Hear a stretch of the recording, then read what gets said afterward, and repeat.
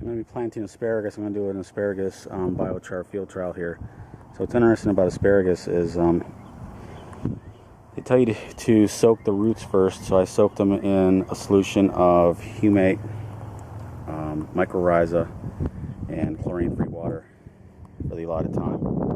Depending on your supplier, they'll give you different instructions.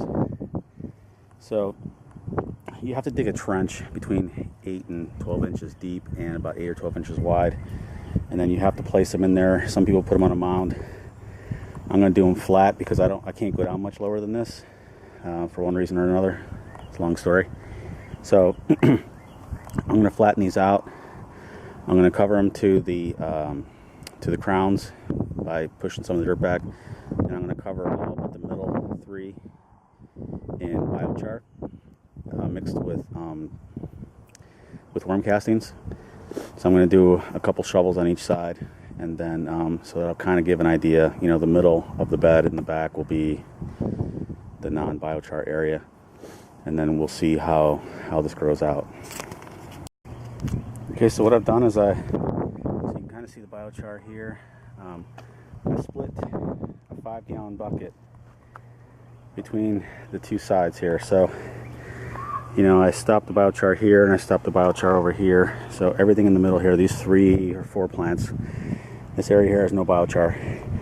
I'm going to do the same here. So you can notice that the ditch is now half full.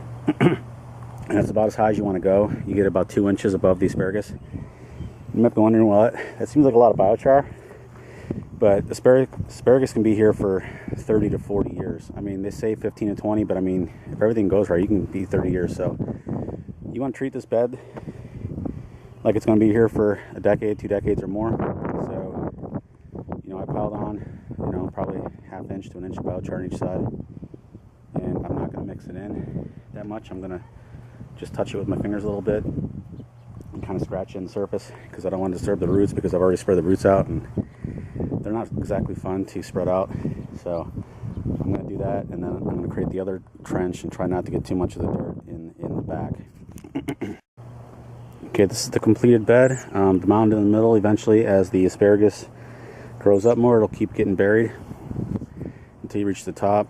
You know, I have some dirt here that I'm going to have to eventually move back, so I'll probably create a pile in the back here so I can add it to it. But each of the trenches has 1 red Dixie cup, 20-ounce Dixie cup of 534 organic fertilizer.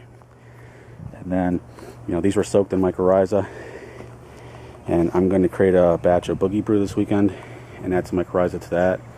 And I'm going to soak that in. Right now I'm going to water this down, and we're done. We'll check back here in a couple weeks and see everything's growing. So they're about 6 inches on the ground. I guess optimally you want them 8, but we'll see.